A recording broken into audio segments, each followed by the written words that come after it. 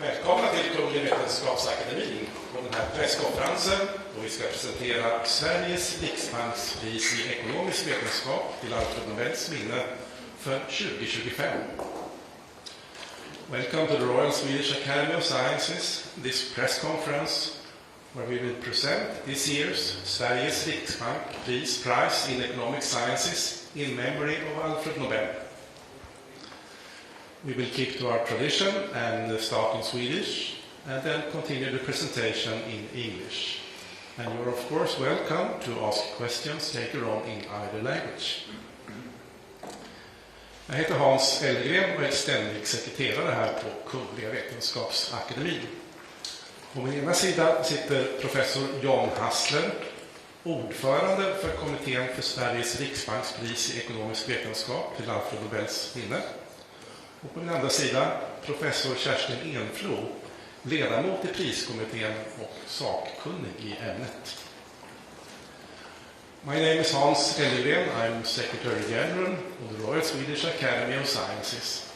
And to my right is Professor John Hassler, Chair of the Committee for Sveriges Riksbank Prize in Economic Sciences in memory of Alfred Nobel.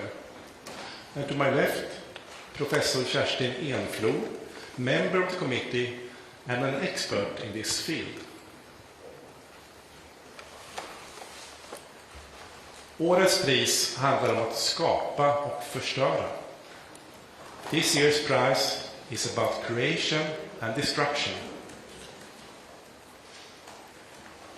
Kungliga Vetenskapsakademin har idag beslutat att utdela Sveriges riksbankspris i ekonomisk vetenskap till Alfred Nobels minne för 2025 till Joël Mokyr, Northwestern University, USA, Philippe Aghion, Collège de France and INSEAD, Frankrike, samt London School of Economics, Storbritannien, och Peter Howitt, Brown University, USA, för att ha förklarat innovationsdriven ekonomisk tillväxt. Ena hälften av priset går till Joël Mokyr för att ha identifierat förutsättningarna för ihållande tillväxt inom teknologisk utveckling. Och andra hälften gemensamt till Philippe Aghion och Peter Howitt för teorin om ihållande tillväxt genom kreativ förstörelse.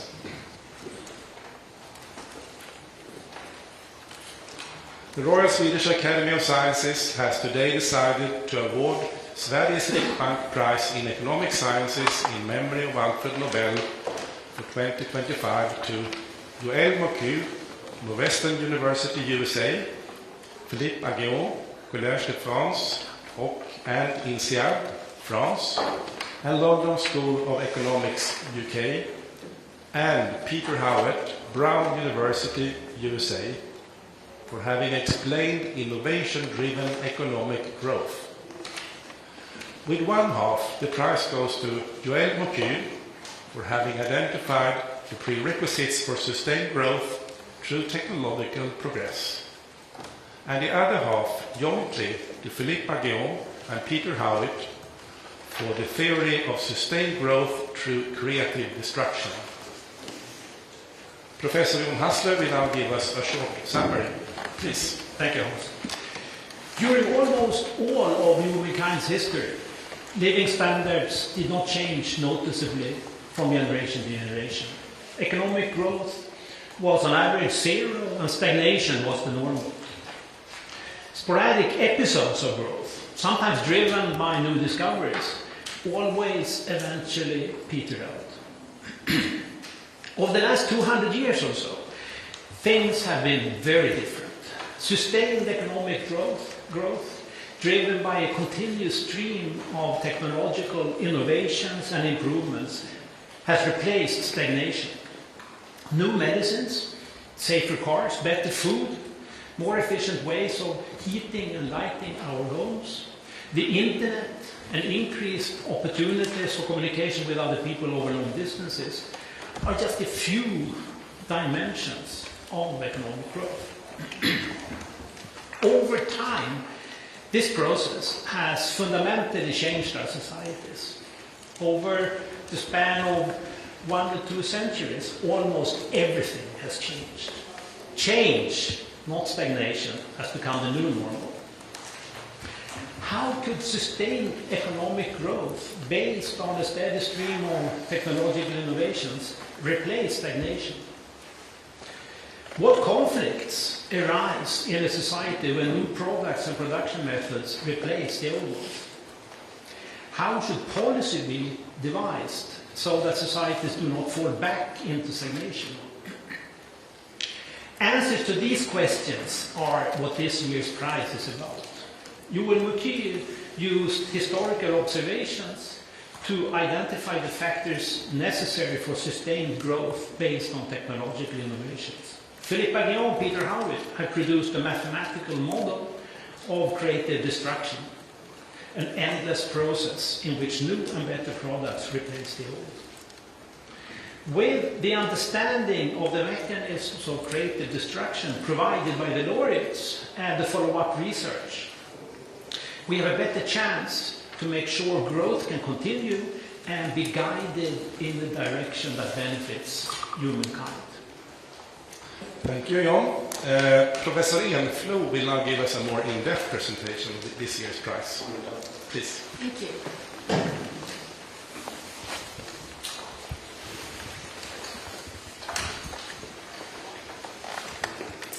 During the last 200 years, economic growth has been surprisingly stable. We can see it here with graphs covering the United Kingdom and the United States, where we have GDP per capita on the y-axis here measured in a relative scale. That means that the slope of the trend lines here are the constant growth rates. The message here is clear. Over this period, GDP per capita has more than doubled with each generation, and the total increase here has been more than 20-fold. So what can then account for all of these massive growth rates? The answer is technological change. And as you can see here, with the example of telephones, technological change has progressed steadily too. The process has been creative in the sense that it builds on new ideas and innovations, but it's also been destructive because each new phone here has replaced the previous version and made that technology obsolete. This year's prize is exactly about that. It's about explaining innovation-driven, sustained economic growth. In particular, how did such growth become sustained in the first place? And secondly, how can growth continue despite the conflicting interests growth creates when new technology replaces the old? The first part of the prize goes to Yuval Mukir, an economic historian who noted that technological change alone cannot explain economic growth because technological change predates growth by millennia. And we can see it here in this graph that goes back to medieval times for Sweden and England. Over these 400 years, we see that GDP per capita barely changed, despite the fact that some really important innovations took place in this period, such as the heavy plow or the printing press. With this, Mukir identified the important prerequisites for growth, and I'm going to go through them with you right now. The first one is useful knowledge. It has two components. Prescriptive knowledge, which means a set of instructions or recipes that can guide to somebody how to carry out a certain technology, like a user manual, if you will. For most of human history, what was known to society about technological change rested mostly on this type of knowledge. People knew how to operate a certain technology, but they didn't know why it worked. And that brings us to the second component here. Propositional knowledge. Knowledge about rules and regularities in the physical world that can explain to us why the technologies work. We can think about this as science in the broad sense. Mukir tells us that these two components need to come together and interact in order to generate the sustained stream of innovations needed to generate sustained growth. Here we can see the feedback loops here. But even the best ideas would still be left on the drawing table if it wasn't for the skilled mechanics and engineers that could take the drawings from the drawing tables, scale up the models, and put science into economic use. For this, mechanical competence is a key prerequisite. And finally, societies need to be open to change. Mukura exemplifies with several instances during history where groups, fearing to lose out from technological change, tried to block it. The most famous example here is probably the Luddite movement, where skilled textile workers were destroying machinery to protest technological change. But if society has arenas where groups can meet and negotiate their claims and come up with mutually beneficial compromises, change is rather embraced. All these factors came together for the first time with the Enlightenment that paved the way for sustained growth, first in Britain and then moving on to other countries. And that brings us to the second part of the prize. Philippe Aghion and Peter Howitt created a mathematical model of growth where creative destruction features as a core element. This model became a paradigm shift in how we think about economic growth, and from it we can derive the average growth rate as a result of a multitude of decisions made by individuals facing conflicting interests. As such, the model can explain how growth can be such a disruptive process at the firm level and still result in those stable aggregate growth rates that we saw in the beginning of the presentation. Here, we see how they derive the economy's average growth rate from the model, but I'm not going to go through all the mathematical details with you right now. Instead, let's focus on the core components of the model. Here, firms invest resources into R&D, research and development, in order to innovate and improve on existing products. If they are successful, they can become market leaders and earn a profit. But that also means that they outcompete another actor in the business, and that person has to leave the business. This is called the business stealing effect in their model, but it's of course not stealing in any formal sense of the word. With this, the model identifies two forces that pull in opposite directions with respect to policy.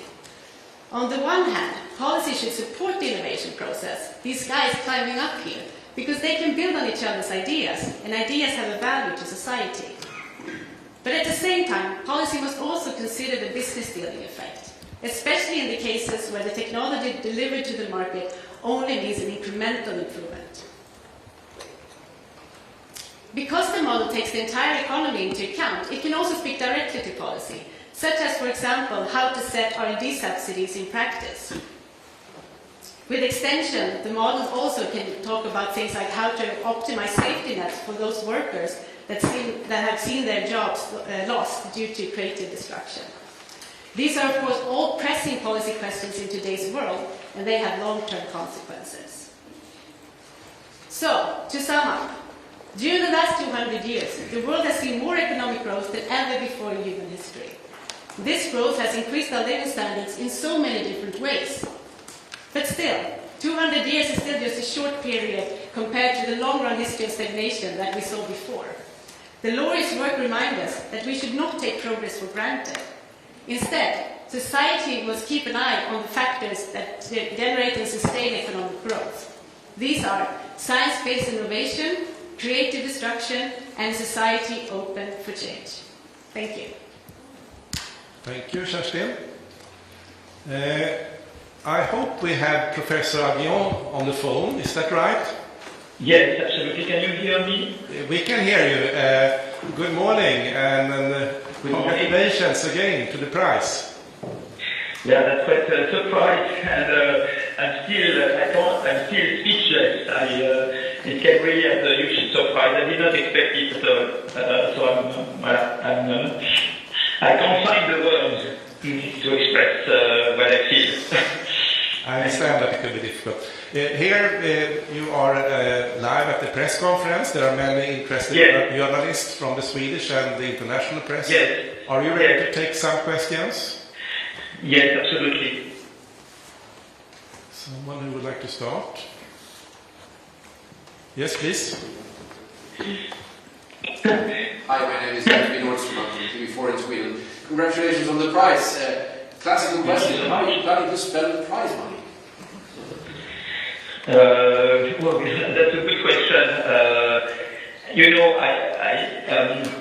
I have a research lab at Collège de France and INSEAD in Paris, and So usually we have research projects, and I invest a lot in these research projects with younger researchers that work with me, and where we are pushing a number of projects on growth and artificial intelligence, green growth, R&D policy, and that's what I want to. That's what I will do probably, and to push this wonderful enterprise which is this lab. Could you? Is that a yes? Hello, Professor. This is Bogdan Janecki from the Polish television. Congratulations. I have a question about some of the consequences of your work, because your mathematical model helps us understand how sustained growth actually works. I wonder, because since our economy is based on the sustained growth model, is there any? Do you see any risk of that sustained growth that we've seen in global economy in the past 200 years? Is there a risk that collapses, and what could be possible reasons for that in the future? Thank you very much. I mean, threats. Thank you so much. I mean, threats on economic growth. Of course, you have current trends towards deglobalization, tariff barriers. Those things are obstacles to growth, because you need a big market to grow more. I mean, a bigger market means more rents for innovators, means more possibilities to exchange ideas, means that you can transfer technologies, means more competition.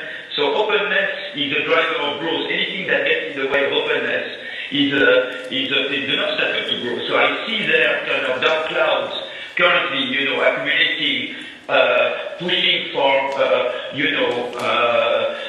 barriers to trade and openness. Okay, so that's one thing.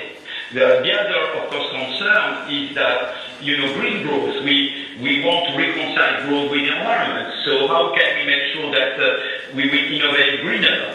Firms do not spontaneously innovate green. They tend to innovate in what they used to do. If they used to innovate in dirty technology, they will continue spontaneously to innovate in dirty technologies. How can you redirect technical progress towards green? Carbon price, carbon tax, green industrial policy. How should we design these policies? So that's a fantastic challenge in front of us. And AI has fantastic growth potential, but we know that with inappropriate competition policy, the same as with IT can happen. Some superstar firms may end up dominating everything and inhibiting potential entry of new innovators. So how can we make sure that today's innovators will not stifle future entry and future innovation? But those are, very exciting questions that keep us busy. Yes, please, here. Hello and congratulations. I'm from the Swedish news agency TT. Maybe this is a bit of repetition, but how do you see the tariffs from the US? How large a threat is that to sustained growth, would you say? It's true that, I'm not welcoming the protectionist wave in the US, okay? And that's not good for world growth and innovation. But on the other hand, let's look at the bright side. I think European countries have to realize that we should no longer let US and China become technological leaders and lose to them. I mean, what happened is that after a period of catching up of Europe towards the US in per capita GDP terms between World War II and the mid-80s, since the mid-80s, the average per capita GDP of the Eurozone has declined relative to US. And the big reason is that we failed to implement breakthrough high-tech innovations. We remained circumscribed to mid-tech incremental. And I said that very much in relation with the Draghi report, where we are missing proper policies and institutions to innovate breakthrough high-tech. A true single market, don't have a true single market, gold plating practices get in the way of achieving the single market. We don't have proper financial ecosystem of innovation. I know Sweden Sweden is doing very well. You have institutional investors, but other European countries should emulate Sweden in setting up, proper financial ecosystem, integrated capital market, institutional investors, venture capital. We miss all those things that they have in the US. And also, on research, we have the ERC, the European Research Council, but we should also have ERC for labs to finance laboratories on long-term basis. And also, we don't have the equivalent of the DARPA, of the Defense Advanced Project Agency, which is a pro-competition way of doing industrial policy. That we don't have in Europe. In the US and in China, they found ways to reconcile competition and industrial policy. In Europe, in the name of competition policy, we became very anti any form of industrial policy. I think we need to evolve on that and find ways to reconcile industrial policy in areas like defense, climate, AI, biotech, where we are very good, we have very good research there. Reconcile this smart industrial policy with competition policy. We have fantastic basic research in Europe. You know that most breakthrough patents cite a lot European research, but the European research does not translate into breakthrough innovations in Europe, and that's what we have to deal with. But we have fantastic potential, because in Europe we have, democracy and freedom. It's in Europe first. Green and the concern for environment is in Europe first, and social model, the concern for social, for inclusive growth, that's in Europe first. So we have fantastic soft power, but we need to harness all the potential we have in Europe. Thank you. Is there some more questions here? Here, please. Yes, please. Congratulations, Professor Agion. Thank you so much. My name is Carl-Johan Fonseca. I'm from the Swedish newspaper Dagens Nyheter. Yes. Now that the sum of human knowledge is available to machines and can be synthesized with AI, how do you expect the process of creative destruction to change? So it's true that AI may accelerate creative destruction, but I think that, I think AI has a big growth potential, because AI automates tasks both in the production of goods and services, in the production of ideas. So there is a huge, I think, growth. Ideas will become easier to find more than ever thanks to AI. So AI has a big growth potential. The problem is to harness this potential, and that's why competition policy is important. If we don't have appropriate competition policy, we will inhibit the growth potential of AI. When it comes to employment, of course, there is a big fear that AI will destroy a lot of jobs. But that's why it's important to have good education system, because at school we learn to learn, and good flex security system on the labor market, like you do have in Sweden, like they have in Denmark. We should emulate Sweden and Denmark on that front. And I think that will, but I believe also that it's true that, when you have a revolution like AI, there is the fear of unemployment. But it's true that machines substitute for humans. But on the other hand, it allows you to become much more productive, and therefore it increases the world market demand for your products. And that allows you to increase employment. If you look at all big technological revolutions, starting with the steam engine, you have the Luddites movement there, because people were fearing in England unemployment due to the steam engine. Then you had the electricity revolution, where Keynes predicted mass unemployment. And then you had the IT, where we were scared that robots would create mass unemployment. It never happened, because you have this productivity effect. When you introduce IT or AI, you become more productive, more competitive, and therefore the world market demand for your products goes up. This productivity effect turns out to be quite important. But of course we need good institutions on education, labor market policy, to harness this productivity potential, and to make sure we minimize the negative effects of the new industrial revolution, like we did with previous ones. So again, I think the prosperity and happiness is the combined result of institutions and of technology and institutions and policies. And if we don't adapt institutions and policies to the technology, then of course we get unhappy outcomes. But if we know how to adapt them, then we can get the best from the technological solutions. Thank you, Professor John. We have time for one last short question and a short answer. Yes, please. My name is Johan Persson. I'm from Swedish EFN. Congratulations. Yes. What would the most important policy today for governments to implement to help innovation and creative destruction? Well, I think it will not only be one policy, it's a combination. You need, you need to invest seriously in research, the DARPA, the Green Industrial Policy, the research policy, and at the same time you need to create this single market as a competition. That's a smart combination between more competition and market integration on the one hand, and voluntary policy on research and industrial policy which is very pro-innovation. This combination, I think, lies at the heart of making Europe and our countries more innovative and faster growing, I think. Thank you, Professor Aguillon, and once again, our warmest congratulations. Hope you accept that. Thank you so much. We look forward to seeing you here in Stockholm in December for the Nobel Prize ceremony. Thank you. I look forward to it very much. Bye-bye.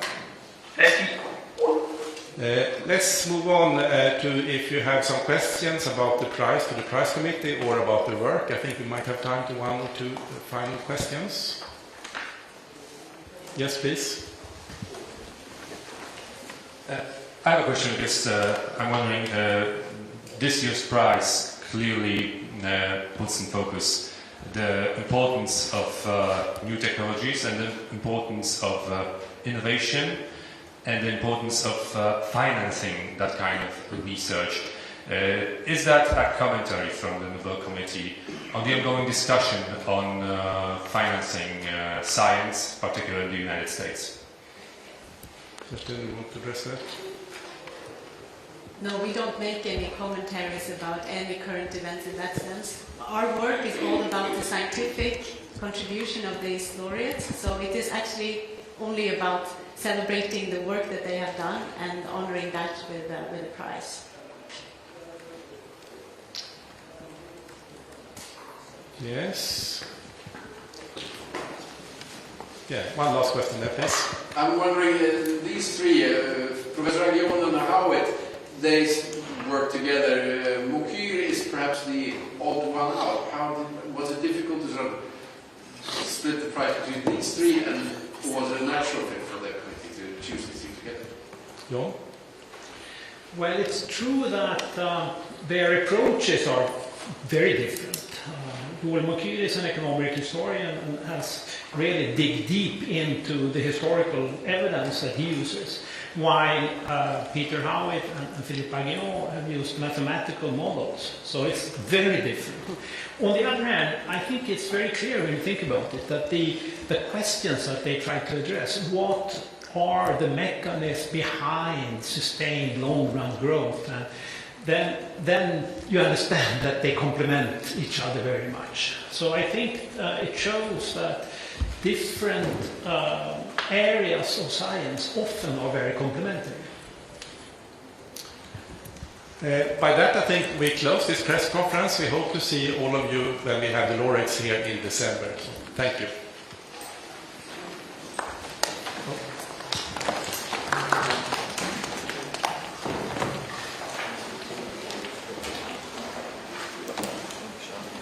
Thank you.